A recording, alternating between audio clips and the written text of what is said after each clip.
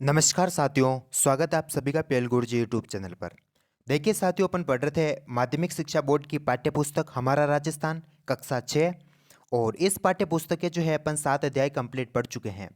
आज अपन इस वीडियो के माध्यम से इसका अध्याय नंबर 8 पढ़ने वाले हैं और जिसका नाम है आजीविका के प्रमुख साधन। इस पाठ में अपन राजस्थान के अंदर आजीविका के प्रमुख साधन कौन कौन से हैं, इनके बारे में अपन पढ़ने वाले हैं। ठीक है, तो काफ़ी महत्वपूर्ण पाठ है, काफ़ी अच्छे फैक्ट दे रखे हैं इसके अंदर, जो कि आपकी प्रतियोगी परीक्षाओं की दृष्टि से काफ़ी महत्वपूर्ण है। तो वीडियो को शुरू से अंत तक पूरा देखना ताकि यह पाठ पूरा आपको अच्छी तरीके से समझ में आए और ध्यान से सुनना, जिससे कि आपको यह पाठ साथ साथ ही याद हो जाए। ठीक है, तो अब अपन शुरू करते हैं राजस्थान में आजीविका के प्रमुख साधन। देखिए, राजस्थान में आजीविका के प्रमुख 3 साधन है। कौन कौन से है देखिए, पहला है देखिए कृषि, दूसरा है पशुपालन और तीसरा है खनन। ठीक है, यानी राजस्थान के लोग जो है इन तीनों आजीविका के साधन के द्वारा अपनी आजीविका चलाते हैं। अब अपन इन तीनों आजीविका के साधन को एक एक करके पढ़ते हैं। देखिए, सबसे पहले पढ़ते हैं राजस्थान में कृषि के बारे में। तो पाठ्य पुस्तक में लिखा है कि राजस्थान का 60% भूभाग जो है वो वहाँ पर तो है देखिए मरुस्थल है। और राजस्थान की जो कृषि है वो मानसून का जुआ कहलाती है। अब देखिए, राजस्थान की कृषि को मानसून का जुआ क्यों कहते हैं? क्योंकि देखिए, यहाँ पर जो है 60% भूभाग पर तो मरुस्थल है, तो मरुस्थल होने के कारण यहाँ पर सिंचाई के साधनों की बहुत ही कमी है। जिसके कारण जो है यहाँ की जो कृषि है वो मानसून यानी वर्षा पर निर्भर करती है। यानी वर्षा होती है तो ही यहाँ पर जो है वो कृषि होती है, बाकी यहाँ पर कृषि नहीं होती है। इसी कारण राजस्थान की कृषि को मानसून का जुआ कहते हैं। ठीक है, अब देखिए राजस्थान के अंदर कौन कौन सी फसलें बोई जाती है इसके बारे में अपन समझते हैं। देखिए, राजस्थान में 3 प्रकार की फसलें बोई जाती हैं। पहली फसल है देखिए जायद फसल, दूसरी फसल है देखिए खरीफ की फसल और तीसरी फसल है देखिए रबी की फसल। ठीक है, यानी एक साल के अंदर राजस्थान के अंदर 3 फसलें बोई जाती हैं, जायद फसल, खरीफ फसल और रबी की फसल। अब देखिए, इनको कब कब बोया जाता है, इनके अंदर कौन कौन सी फसलें आती है और इनको कब कब काटा जाता है, इसके बारे में अपन समझते हैं। देखिए, जायद फसल इसकी बुआई की जाती है देखिए मार्च के अंदर और इसकी कटाई की जाती है जून के अंदर। और इसके अंदर कौन कौन सी फसलें आती हैं? देखिए, तरबूज, खरबूज और ककड़ी ये जायद फसल के अंतर्गत आती हैं। दूसरी फसल है देखिए खरीफ की फसलें। इनकी जो बुआई की जाती है वो जुलाई महीने के अंदर की जाती है और फिर कटाई की जाती है सितंबर के अंदर। ठीक है, यानी जुलाई यानी वर्षा ऋतु में इसकी बुआई करते हैं और शीत ऋतु के प्रारंभ में इसकी कटाई कर ली जाती है खरीफ की फसलों की। इसमें कौन कौन सी फसलें आती है देखिए, उदाहरण देखिए, ज्वार, बाजरा, मूंग, कपास, गन्ना, मूंगफली, ये सारी जो फसलें हैं वो खरीफ की फसलों के अंतर्गत आती है, जिनकी बुआई करते हैं वर्षा ऋतु में और कटाई करते हैं शीत ऋतु के प्रारंभ में। अगली फसलें देखिए रबी की फसलें। रबी की फसलों की बुआई की जाती है अक्टूबर महीने के अंदर और इनकी कटाई की जाती है फरवरी के अंतर्गत। ठीक है, फरवरी महीने में इनकी कटाई की जाती है। यानी शीत ऋतु में इनकी जो बुआई करते हैं और गर्मी यानी जो गर्मी आती है तो उसके स्टार्टिंग में क्या कर दी जाती है, इसकी कटाई कर ली जाती है।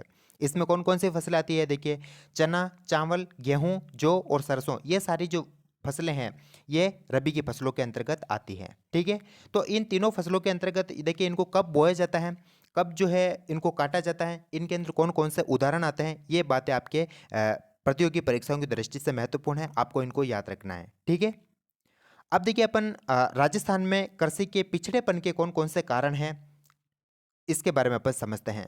ठीक है, कि ऐसे कौन से कारण हैं जिसके कारण राजस्थान के अंदर कृषि जो है वो पिछड़ रही है। देखिए, पहला कारण है देखिए प्राकृतिक कारण, दूसरा कारण है आर्थिक कारण और तीसरा कारण है संगठनात्मक कारण। प्राकृतिक कारण के अंदर कौन कौन से आते हैं देखिए, अकाल, सूखा, मृदा अपरदन, रेतीली भूमि, बंजर भूमि, ऊसर भूमि, ये सारे के सारे जो कारण है वो प्राकृतिक कारणों के अंतर्गत आते हैं। इसके कारण राजस्थान की कृषि पिछड़ रही है। दूसरा देखिए आर्थिक कारण, यानी यहाँ के लोग बहुत ही गरीब है। तो इसमें कौन कौन से आएंगे देखिए, निर्धनता, सिंचाई के साधनों की कमी, उत्तम खाद बीज की कमी और परंपरागत कृषि, यानी यहाँ के जो लोग हैं वो परंपरागत तरीके से कृषि करते हैं, यानी कुछ टेक्नोलॉजी के साथ कृषि नहीं कर रहे हैं। इसी कारण राजस्थान की कृषि पिछड़ रही है। ठीक है, तो ये कारण जो है वो आर्थिक कारण के अंतर्गत आते हैं।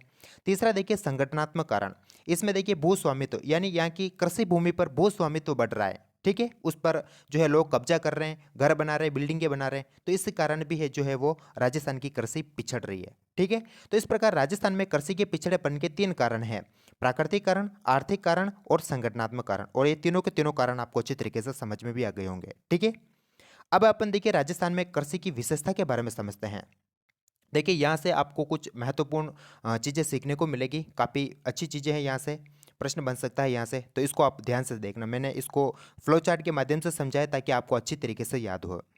देखिए राजस्थान में हमारा देश है देखिए भारत, ठीक है। तो भारत में देखिए राजस्थान का प्रथम स्थान किन चीज़ों में है? देखिए बाजरा, सरसों और ग्वार, इनके उत्पादन में राजस्थान जो है वो भारत के अंदर प्रथम स्थान रखता है, ठीक है। तो इन तीन फसलों के नाम याद रखना जिसमें हमारा जो राजस्थान है वो भारत में प्रथम स्थान रखता है। और दूसरा स्थान किन फसलों में रखते हैं? देखिए द्वितीय स्थान पर जो है वो जौ और चना, इनके उत्पादन में हमारा राजस्थान जो है वो भारत में दूसरा स्थान रखता है। पहला स्थान है इसमें यूपी का, ठीक है। तो यूपी जो है वो, यूपी के बाद जौ और चने के उत्पादन में हमारा राजस्थान जो है वो भारत में दूसरा स्थान रखता है, ठीक है। तो दोनों फैक्ट आपको याद रखने हैं। इसके अलावा आपको देखिए कुछ बातें और याद रखनी है। देखिए इसको आप इस प्रकार से याद रख सकते हो। देखिए ये है हमारा राजस्थान, और इस राजस्थान का ये वाला जो भाग है ये उत्तरी भाग है, ये वाला भाग पश्चिमी भाग है, और देखिए ये वाला भाग जो है इसका दक्षिणी भाग है। अब देखिए इन तीनों भागों से संबंधित आपको कुछ बातें याद रखनी है। देखिए राजस्थान के उत्तर में श्री गंगानगर नामक जिला है, और ये गेहूं के उत्पादन में राजस्थान में प्रथम स्थान रखता है, ठीक है। तो यानी गेहूं का उत्पादन सबसे ज़्यादा जो है वो श्री गंगानगर जिले के अंदर होता है राजस्थान में।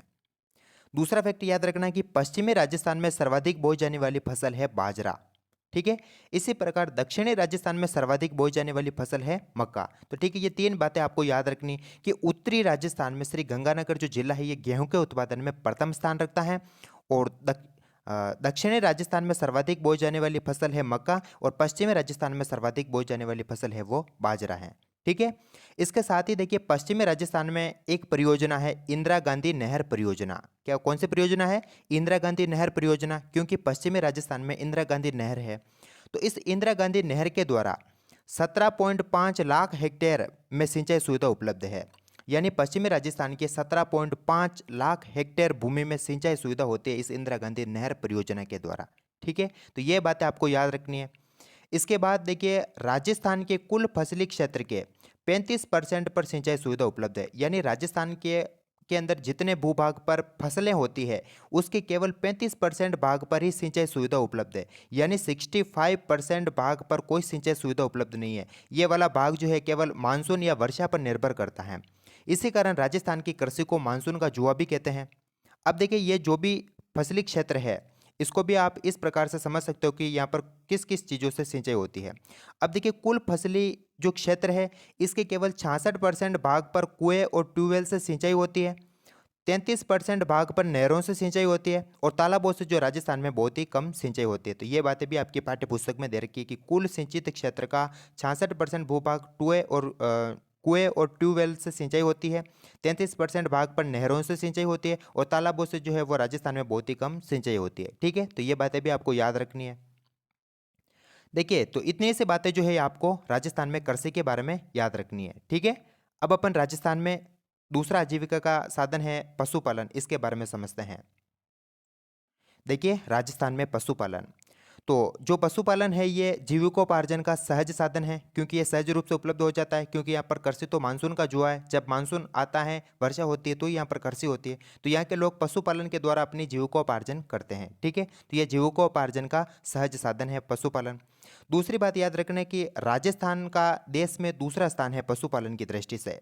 यहाँ पर 11.27% यानी 11.27% पशुधन जो है वो राजस्थान के अंदर है देश का, ठीक है। तो इसी प्रकार राजस्थान जो है वो पशुपालन की दृष्टि से देश में दूसरा स्थान रखता है, ठीक है। तो ये दो बातें आपको याद रखनी है। अब देखिए राजस्थान में पालतू पशु कौन कौन से हैं, ठीक है, इनसे संबंधित कौन कौन सी बातें आपको याद रखनी है। देखिए ये कुछ इस प्रकार है। देखिए 20वीं पशु गणना 2019, ये 20वीं पशु गणना कब हुई थी? 2019 के अंदर हुई थी। तो इसके अनुसार कुछ बातें आपको याद रखनी है। देखिए राजस्थान में 20वीं पशु गणना के अनुसार जो है ऊँट और गधे की संख्या में चिंताजनक कमी आई, यानी बहुत ही कमी हुई है इनकी संख्या में, ऊँट और गधे की संख्या में। दूसरी बात याद रखना कि भेड़ और बकरी की संख्या में भी कमी हुई है। गाय और भैंस की संख्या में मामूली वृद्धि दर्ज की गई है, ठीक है, ज़्यादा वृद्धि नहीं हो, केवल मामूली वृद्धि इसमें दर्ज की गई है गाय और भैंस की संख्या में, ठीक है। बाकी ऊंट और गधे में तो चिंताजनक कमी आई है, यानी बहुत ही इसमें कमी हुई है इनकी संख्या में। इसके साथ ही देखिए मुर्गी पालन, जिसको पोल्ट्री फार्मिंग के नाम से भी जानते हैं, इसमें तेजी से वृद्धि हुई है, ठीक है। तो मुर्गी पालन में और गाय और भैंस की संख्या में तो वृद्धि हुई है, बाकी ऊंट, गधा और भेड़ और बकरी इनकी संख्या में कमी हुई है। ठीक है, तो ये फैक्ट आपको याद रखने हैं, ये आपकी पाठ्य पुस्तक में दे रखे हैं। ठीक है, कि वैश्विक पशु गणना के अनुसार ऊंट और गधे की संख्या में तो चिंताजनक कमी आई है, भेड़ बकरी की संख्या में कमी आई है, गाय और भैंस की संख्या में मामूली वृद्धि हुई है, और मुर्गी पालन में जो है वो तेजी से वृद्धि हुई है। ठीक है, तो ये फैक्ट आपको याद रखने हैं। अब देखिए पशुपालन से कौन कौन से लाभ होते हैं, इसके बारे में समझते हैं। देखिए इससे एक तो देखिए रोजगार मिलता है यहाँ के लोगों को। ठीक है, पशुपालन आधारित उद्योगों का विकास होता है, जैसे डेयरी, ऊन, चमड़ा, दूध, मक्खन, चारा, पनीर वगैरह, ये जितने में मेवा वगैरह होता है, तो ये सारे के सारे जो उद्योग है ये पशुपालन पर आधारित है। तो पशु आधारित उद्योगों का विकास किससे होता है, वो पशुपालन से होता है। ठीक है, तो ये सामान्य बातें हैं, आपको समझ में आ गई होगी। अब देखिए जब पशुपालन में कौन कौन सी समस्या आती है इसके बारे में भी समझते हैं। देखिए पशुओं के इलाज में कमी आती है, क्योंकि यहाँ पर जो पशुओं का इलाज इतना उपलब्ध नहीं हो पाता, इस कारण यहाँ के पशुओं की ज़्यादा से ज़्यादा मृत्यु होती है, तो ये भी एक समस्या है। चारागाह भूमि की कमी है यहाँ पर। कमज़ोर पशु नस्लें यहाँ पर, देखिए यहाँ पर कुछ उन्नत किस्म की नस्लें नहीं है पशुओं की। ठीक है, कमज़ोर नस्ल की जो है पशु यहाँ के लोग पालते हैं, जिसके कारण इनका उत्पादन भी कम होता है। परंपरागत पशुपालन तरीका है यहाँ पर। ठीक है, यहाँ के लोग जो है वो परंपरागत तरीके से पशुपालन करते हैं, कुछ टेक्नोलॉजी के साथ पशुपालन नहीं करते, जिसके कारण यहाँ पर जो है वो इनका इनसे जो बेनिफिट होता है वो भी कम हो रहा है। सूखा और अकाल, ठीक है, सूखा और अकाल के कारण यहाँ पर जो है वो पशुओं के लिए पानी और चारे की कमी हो जाती है, जिसके कारण यहाँ पर ज़्यादा से ज़्यादा जो है वो पशु मर रहे हैं। तो इसी कारण ये जो है सारी की सारी जो है वो पशुपालन में समस्या आती है। ठीक है, तो ये भी आपको याद रखना है।